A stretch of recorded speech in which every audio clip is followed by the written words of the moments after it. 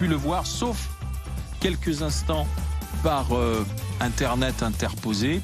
Du coup, on se pose la question de savoir si ce protocole Covid aujourd'hui à l'hôpital, il n'est pas inhumain. 3216 rmc.fr, surtout lorsque l'un des proches est dans ses derniers instants de vie.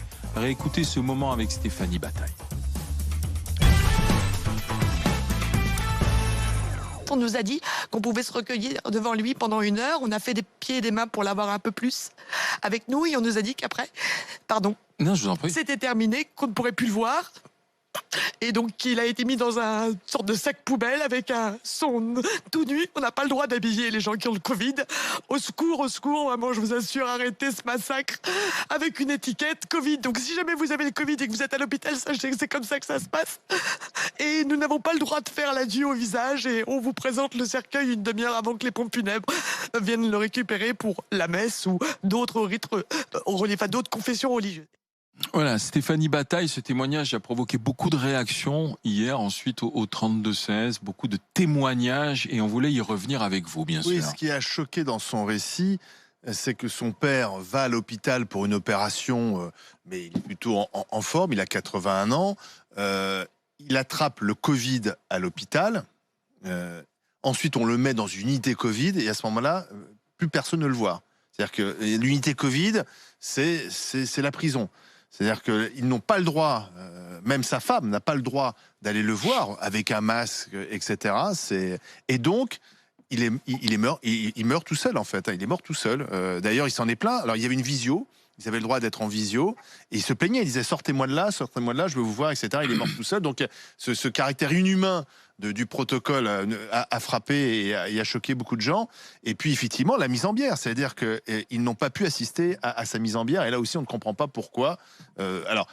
L'hôpital soigne, mais aussi l'hôpital doit accompagner les gens qui vont mourir, la famille. Et visiblement, il y a eu un défaut dans cet hôpital de la Pitié-Salpêtrière. Jérôme Marty, ça se passe comme ça ? L'hôpital est soumis à des lois qui sont folles. Et effectivement inhumaines, mais l'hôpital ne fait pas les lois. Le problème, c'est que... Qui décide ?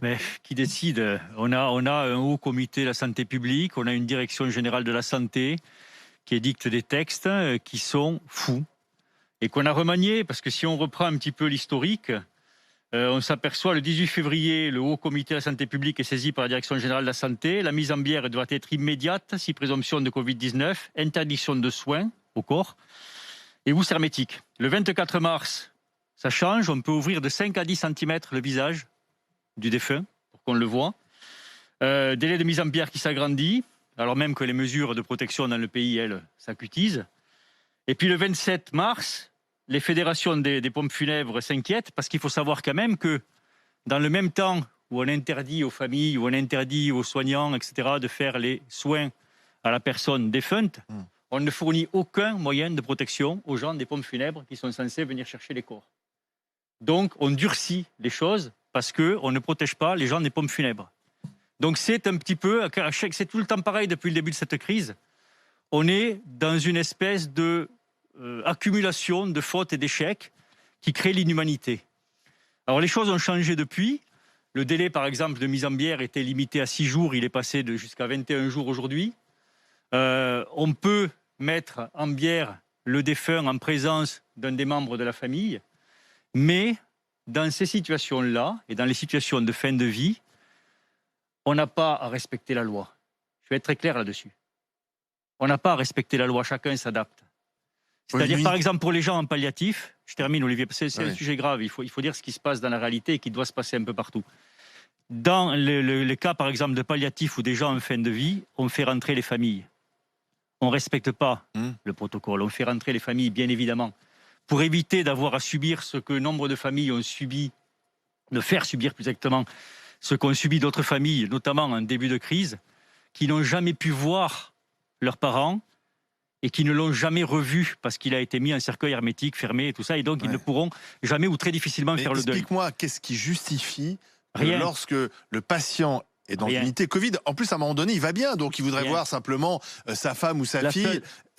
Interdiction, qu'est-ce qui justifie cela? C'est-à-dire que finalement il va mourir tout seul. La seule chose qui peut justifier cela, à la limite, serait de faire rentrer le virus dans un établissement de soins amené par des personnes qui rentrent. Mais sauf qu'il a C'est déjà la le seule Covid. chose. Non, mais dans le secteur, mais pour entrer dans le secteur, il traverse Non, d'autres mais secteurs. on peut voir une personne à distance avec le masque. Non, mais rien ne justifie vraiment, si ce n'est ensuite aussi Mais qui l'organisation. décide de ça? Pardon, moi je voudrais savoir qui a décidé de ça. Et voilà, contre qui doit-on se plaindre? Parce que elle veut porter plainte, hein, Stéphanie Battin. Mais il est fondé qu'elle porte plainte.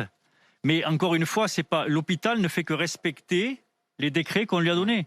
Mais C'est ça le problème. Mais quand je dis qu'on ne doit pas respecter, il y a quantité d'établissements, moi je le sais, qui ne que respectent ce soit pas. un EHPAD, que ce soit un secteur Il y a sanitaire, des ou médecins un qui secteur désobéissent. médico-social, il y a plein de moments où tu désobéis à ce genre de choses. Enfin, c'est l'évidence, quoi. Quand tu as un patient qui est décédé du Covid, mais des fois, tu t'arranges même avec les pompes funèbres, tu fais rentrer la famille et ensuite ils interviennent, quoi. Tu te débrouilles, tu fais preuve d'humanité. Tu vas pas respecter, tu n'es pas là pour obéir. Moi, je dis toujours, un médecin n'a pas vocation à obéir. Ah. Parce que tout est non, mais parce que tout est différent. Tous les gens sont différents, toutes les situations sont différentes. Donc tu ne dois pas avoir le doigt sur la couture du pantalon sur tout, quoi.